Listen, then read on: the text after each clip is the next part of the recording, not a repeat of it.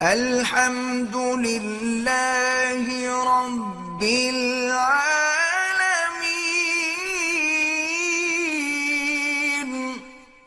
حضور پاک دو قبروں پہ گزر ہوا اور فرمایا انہما لیعذبان، ان دو قبر والوں کو عذاب ہو رہا ہے، وما یعذبان فی کبیر، اور یہ کسی بڑے گناہ کی وجہ سے بھی نہیں ہے۔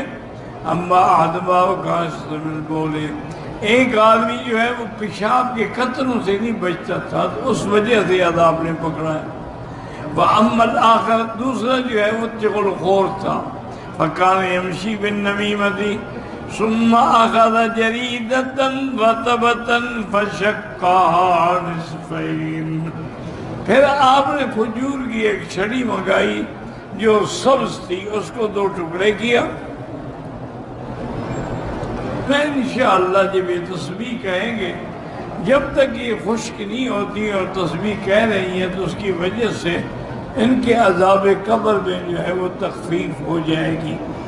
کہ جب تک وہ چیز سبز ہے وہ تسبیح کہتی، جب خشک ہو گئی لکڑی بن گئی پھر تسبیح نہیں کہتی، پھر اس کی تسبیح جو ہے وہ رک جاتی ہے۔ اصل میں یاد رکھیں کہ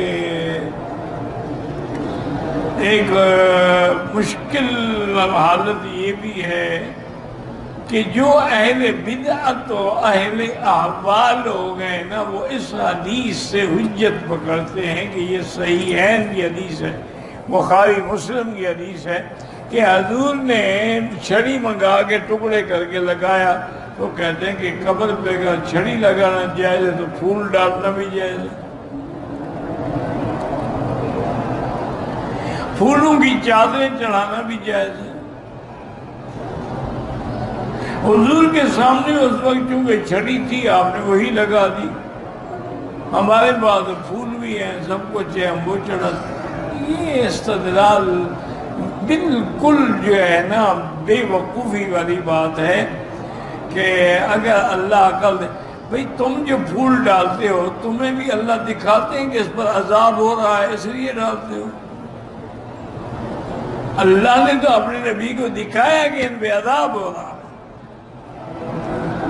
ان کو عذاب سے بچانے کے لیے آپ نے وہ لکڑی وہ چھڑی ڈالی۔ تم کیا کیسے ڈالتے؟ تمہیں پتہ ہے نعوذ باللہ کہ ان اللہ والوں کو عذاب ہو رہا ہے اور تمہارے پھول ڈالنے سے عذاب